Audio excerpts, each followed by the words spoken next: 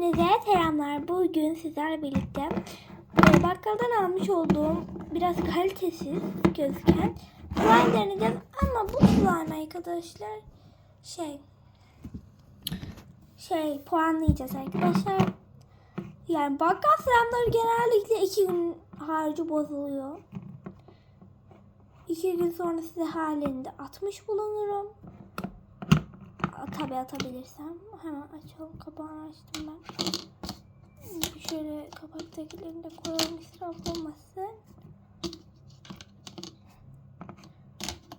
Tamam.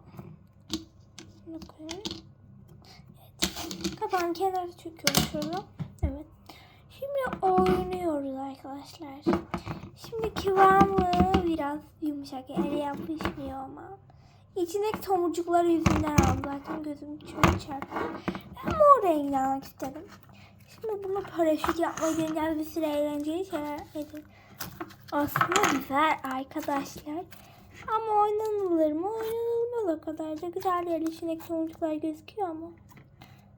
Gözükmüyor olabilir şu an. Kameraya doğrulttum ama. Neyse. Şimdi paraşüt yapmayı deneyeceğim ben. Şimdi ben paraşüt yapma videoları izlemiştim bunlar çok önce. Şimdi böyle açıyorlardı böyle. Gözükmeye olabilir çünkü çok zor şartlar altında çekiyorum kardeşim. Yani annem kardeşimi yıkıyor. Şimdi paraşüt yapmayı deneyeceğim.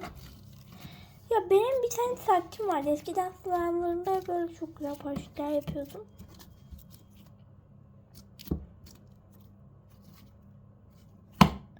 Olmuyor. Biraz şişiyormuş gibi oluyor ama şişmiyor. Neyse olmadı ama şimdi şiştirdatacağım.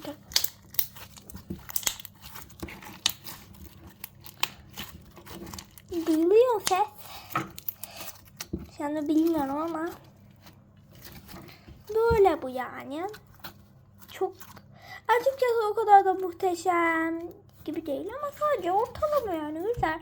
Slime'a göre güzel. 75 TL vermiştim buna ama 75 TL değer mi değmez arkadaşlar.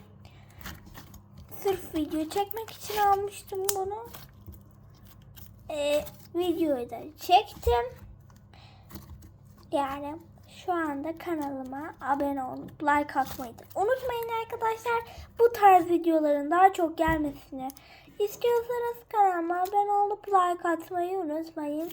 Bye bye. Sizi çok seviyorum arkadaşlar.